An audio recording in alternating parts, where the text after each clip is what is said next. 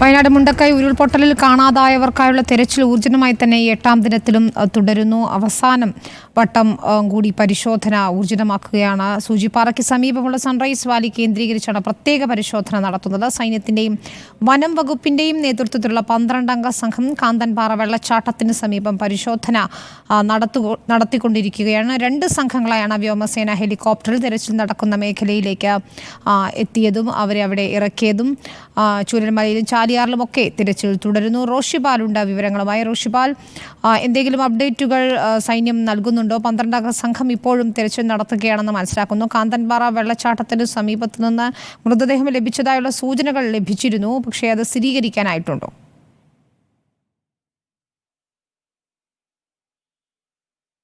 വിനിത, ഇപ്പോഴും ഔദ്യോഗികമായി സ്ഥിരീകരണം ഈ കാര്യത്തിൽ വന്നിട്ടില്ല. മാത്രവുമല്ല, ഈ തെരച്ചിലുമായി ബന്ധപ്പെട്ട അപ്ഡേഷൻ തൽക്കാലം ഇപ്പോൾ ഈ ആർമിയുടെ സംഘം കൈമാറുന്നില്ല.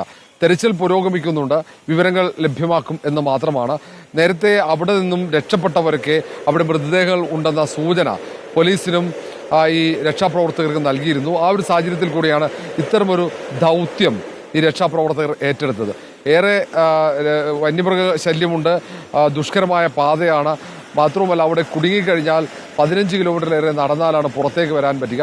ഇപ്പോൾ പലവട്ടം ശ്രമിച്ചിട്ടാണ് ഹെലികോപ്റ്റർ കൽപ്പറ്റയിൽ തന്നെ ലാൻഡ് ചെയ്ത് ഇവരെ പിന്നീട് സൂചിപ്പാറയ്ക്ക് താഴെയുള്ള ഈ വനമേഖലയിലേക്ക് എത്തിക്കാൻ, ഡ്രോപ്പ് ചെയ്യാൻ സാധിച്ചത്. അവിടെ നിന്ന് തിരിച്ച് വൈകിട്ടാവുമ്പോഴത്തേക്ക് 5 മണി കഴിയുമ്പോഴത്തേക്കും അവിടെ നിന്ന് തിരിച്ച് അവരെ കൊണ്ടുവരാൻ വേണ്ടി ഹെലികോപ്റ്റർ കോഴിക്കോട്ട് നിന്ന് എത്തും. അവരെ നേരെ കൽപ്പറ്റ മൈതാനിയിലേക്ക് എത്തിക്കാനുള്ള തീരുമാനമാണ് എടുത്തത്. ഏതായാലും നിലവിലെ സാഹചര്യത്തിൽ പ്രത്യേകിച്ച് പുതിയ വിവരങ്ങൾ ഒന്നും ലഭ്യമായിട്ടില്ല. എങ്കിൽ പോലും തിരച്ചിൽ സജീവമായി നടക്കുന്നു. അവിടെ നിന്നും ഏതെങ്കിലും തരത്തിൽ മൃതദേഹങ്ങൾ ലഭിച്ചാൽ നേരെ അത് കൊണ്ടുവരും. എയർലിഫ്റ്റ് ചെയ്യാനുള്ള തീരുമാനമെടുത്തിട്ടുണ്ട്. അതിന് ഇപ്പോൾ സ്റ്റാൻഡ് ബൈ ആയി അവിടെ ഹെലികോപ്റ്റർ തുടരുന്നുണ്ട് കോഴിക്കോട്. ഏറ്റവും പ്രധാന ദൗത്യമാണ്. കാരണം ഈ രക്ഷാപ്രവർത്തനം, ഈ തെരച്ചിൽ അന്തിമഘട്ടത്തിലേക്ക് നീങ്ങുന്നതിന്റെ ഭാഗമായിട്ടാണ് ഇന്ന് ഹെലികോപ്റ്റർ എത്തിച്ച് 12 പേരടങ്ങുന്ന ഒരു സംഘത്തെ ഈ ഒട്ടും പരിശോധന നടക്കാത്ത, തിരച്ചിൽ നടക്കാത്ത മേഖലയിലേക്ക് അയച്ചത്. നേരത്തെ പലയിടങ്ങളിൽ നിന്നായി രക്ഷാപ്രവർത്തകർ നിലമ്പൂരിൽ നിന്നടക്കം വന്ന് കുടുങ്ങിയ പ്രദേശമാണത്. അവിടെ എളുപ്പമല്ല. എത്തിച്ചേർന്നാലാണെങ്കിൽ മുകളിലോട്ട് ചിങ്കുത്തായ കയറ്റമാണ്. അവിടെ കയറി വരിക അത്ര എളുപ്പമല്ല. പിന്നീട് വളരെ വളഞ്ഞ വഴിയിലൂടെയാണ് പുറത്തേക്ക് എത്തുന്നത്. 15 കിലോമീറ്റർ. അതും ഈ രക്ഷാപ്രവർത്തകരുടെ സഹായമില്ലാതെ, സാന്നിധ്യമില്ലാതെ ഒന്നും പുറത്തേക്ക് എത്തിപ്പെടാൻ പറ്റില്ല. കാരണം പലയിടങ്ങളിലും വടം കെട്ടിയാണ് മുകളിലേക്ക് കയറുന്നത്. ആ ഒരു സാഹചര്യത്തിൽ തന്നെ അവിടെ പരിശോധന വിഫലമായിരുന്നു. വന്യമൃഗങ്ങൾ നേരത്തെ ഈ ഉരുൾപൊട്ടലിന് മുമ്പ് കരടിയുടെ സാന്നിധ്യം, പുലിയുടെ സാന്നിധ്യം അടക്കമുണ്ട് എന്ന് ഫോറസ്റ്റ് ഉദ്യോഗസ്ഥർ പറയുന്നു. ഇന്ന് ആർമിയുടെ 6 ഉദ്യോഗസ്ഥരും പോലീസിന്റെ പ്രത്യേക പരിശീലനം ലഭിച്ച SOGയിലെ 4 കമാൻഡോ ഒപ്പം 2 ഫോറസ്റ്റ് ബീറ്റ് ഓഫീസർമാരുമാണ് ഈ സൂചിപ്പാറയ്ക്ക് താഴെയുള്ള ഈ മേഖലയിൽ തെരച്ചിൽ നടത്താനായി, സൺറൈസ് വാലി മേഖലയിൽ തെരച്ചിൽ നടത്താനായി പോയത്. ADGP MR അജിത് കുമാർ, ഒപ്പം ആർമി ഓഫീസർമാർ, ലഫ്റ്റനന്റ് കേണൽ ഋഷി ഉൾപ്പെടെയുള്ള മുതിർന്ന ഉദ്യോഗസ്ഥന്മാരുടെ സാന്നിധ്യത്തിലാണ് ഇവർ അങ്ങോട്ടേക്ക് യാത്ര തിരിച്ചത്. ഈ ഋഷി ഇവരെ ഡ്രോപ്പ് ചെയ്യുന്ന ഇടം വരെ ഉണ്ടായിരുന്നു. അതിനുശേഷം ലഫ്റ്റനന്റ് കേണൽ ഋഷി തിരിച്ചെത്തി. അവർ ഇപ്പോൾ കൽപ്പറ്റയിൽ ക്യാമ്പ് ചെയ്യുന്നുണ്ട്.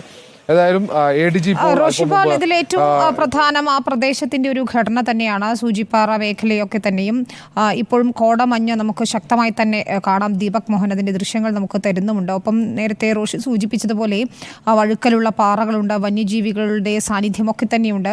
കഴിഞ്ഞ ദിവസങ്ങളിൽ പോലും അത് ഉണ്ടായിരുന്നു എന്നാണ് പ്രദേശവാസികൾ പറയുകയും ചെയ്യുന്നത്. പക്ഷേ ആ മേഖലയെ കേന്ദ്രീകരിച്ച് ഒരു പ്രത്യേക തെരച്ചിൽ നടത്താനുള്ള തീരുമാനം എന്തുകൊണ്ടായിരുന്നു? ഇതുവരെ ഒരു ഘട്ടത്തിൽ പോലും അവിടെ സന്നദ്ധ പ്രവർത്തകർക്ക് എത്താനായില്ല എന്നതുകൊണ്ട് തന്നെയാണ് അവിടെയെങ്കിലും ഏതെങ്കിലും ഒരാളുടെ മൃതദേഹം ഉണ്ടെങ്കിൽ കണ്ടെത്തുക എന്ന ഒരു നിലയിലേക്ക് സർക്കാർ ആലോചിച്ചത്, അല്ലേ?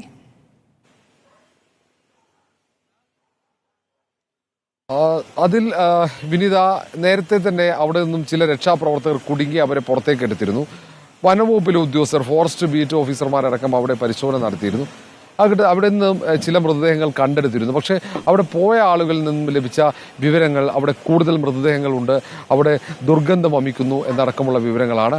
ആ ഒരു സാഹചര്യത്തിലാണ് അവിടെ വിശദമായ പരിശോധന നടത്തണം എന്നൊരു തീരുമാനത്തിലേക്ക് സർക്കാർ എത്തുന്നത്, മന്ത്രിതല ഉപസമിതി എത്തുന്നത്. അതിനെ തുടർന്ന് ആർമിയിലെ ഓഫീസർമാരും ഈ പോലീസിന്റെ സ്പെഷ്യൽ ഓപ്പറേഷൻ ഗ്രൂപ്പിന്റെ SP അടക്കം വിളിപ്പിച്ചുകൊണ്ട് മന്ത്രിമാർ അവരുമായി സംസാരിച്ച് ഏത് തരത്തിലുള്ള ഒരു ഓപ്പറേഷനാണ്, ദൗത്യമാണ് ഏറ്റെടുക്കാൻ കഴിയുക. അതുകൊണ്ട് തന്നെയാണ് ഇന്ത്യൻ എയർഫോഴ്സിന്റെ സഹായം കൂടി തേടി ഇന്ത്യൻ എയർഫോഴ്സിന്റെ ഈ ഹെലികോപ്റ്ററിൽ ഇത്തരം ടെറൈനുകൾ എത്താൻ പറ്റുന്ന ഈ വലിയ വെല്ലുവിളികൾ ഏറ്റെടുത്ത് നിർവഹിക്കാൻ കപ്പാസിറ്റിയുള്ള ഹെലികോപ്റ്റർ കൂടിയാണ് ഇവിടെ എത്തിയത്. ആ ഹെലികോപ്റ്ററിൽ 2 ടീമായി അവിടേക്ക് ഈ ദൗത്യ സംഘത്തെ, കമാൻഡോ സംഘത്തെ അങ്ങോട്ടേക്ക് അയക്കുന്നതും.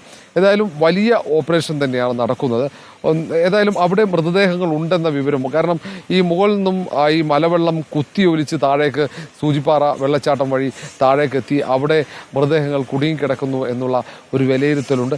കാരണം ഏറ്റവും കൂടുതൽ മൃതദേഹങ്ങൾ ലഭിച്ചത് ചാലിയാറിൽ നിന്നടക്കം ആ പുഴയിൽ നിന്നാണ്. അതുകൊണ്ട് അവിടേക്ക് ഒഴുകിയെത്തിയത് ഈ സൂചിപ്പാറ വഴിയാണ്. ചിലയിടങ്ങളിൽ അവിടെ പാറക്കെട്ടുകൾക്കിടയിലോ അല്ലെങ്കിൽ വനാന്തരങ്ങളിലേക്കോ മൃതദേഹങ്ങൾ എത്തിയിട്ടുണ്ടോ, അവിടെ വെള്ളം ഒഴുകിപ്പോയ ഇടങ്ങളിൽ ഒന്ന് കൃത്യമായ ഒരു പരിശോധന നടത്തേണ്ടതുണ്ട്. അതുകൊണ്ട് തന്നെ വളരെ കൃത്യമായ ഒരു പരിശോധനയ്ക്ക് ഒരു ശ്രമകരമായ ദൗത്യം ഏറ്റെടുക്കാനുള്ള കാരണവും അതാണ്. ഒരുപക്ഷെ ഇത് തുടക്കം മാത്രമാണ്. ഇന്ന് അവർ നൽകുന്ന റിപ്പോർട്ട് അവിടെ കൂടുതൽ പരിശോധന ആവശ്യമാണെന്ന് ഈ സംഘം പറയുകയാണെങ്കിൽ നാളെയും ഹെലികോപ്റ്ററിൽ ഇതേ സംഘം അല്ലെങ്കിൽ ഈ മറ്റൊരു സംഘത്തെ അവിടേക്ക് അയച്ച് വളരെ വിശദമായ ഒരു തെരച്ചിൽ നടത്താനുള്ള സാധ്യത തള്ളിക്കളയാൻ കഴിയില്ല. കാരണം എല്ലാ മേഖലയും പരിശോധിച്ച് അവിടങ്ങളിൽ ആരും കുടുങ്ങിക്കിടക്കുന്നില്ല അല്ലെങ്കിൽ മൃതദേഹങ്ങൾ ഇല്ല എന്ന് ഉറപ്പുവരുത്തിയാൽ മാത്രമേ ഈ തെരച്ചിൽ അവസാനിപ്പിക്കുകയുള്ളൂ. അതാണ് സംസ്ഥാന സർക്കാരിൻ്റെ നിലപാട്. മുഖ്യമന്ത്രി ഈ കാര്യം ഇവിടെ കാര്യങ്ങൾ ഏകോപിപ്പിക്കുന്ന ADGP MR അജിത് കുമാറിനെ അറിയിക്കുകയും ചെയ്തു. അതുകൊണ്ടാണ് MR അജിത് കുമാർ ഈ ദൗത്യം തുടങ്ങുന്നതുവരെ ഈ കൽപ്പറ്റയിലെ ഹയർ സെക്കൻഡറി സ്കൂൾ ഗ്രൗണ്ടിൽ തന്നെ ക്യാമ്പ് ചെയ്തത്. ഏതായാലും ഇവർ വിവരങ്ങൾ ഏകോപിപ്പിക്കുന്നുണ്ട്. അല്പസം ഇതിനകം ഇതുമായി ബന്ധപ്പെട്ട ഈ തെരച്ചിലുമായി ബന്ധപ്പെട്ട കൂടുതൽ വിവരങ്ങൾ ലഭ്യമാകും എന്ന് തന്നെയാണ് വിനീത പ്രതീക്ഷിക്കുന്നത്.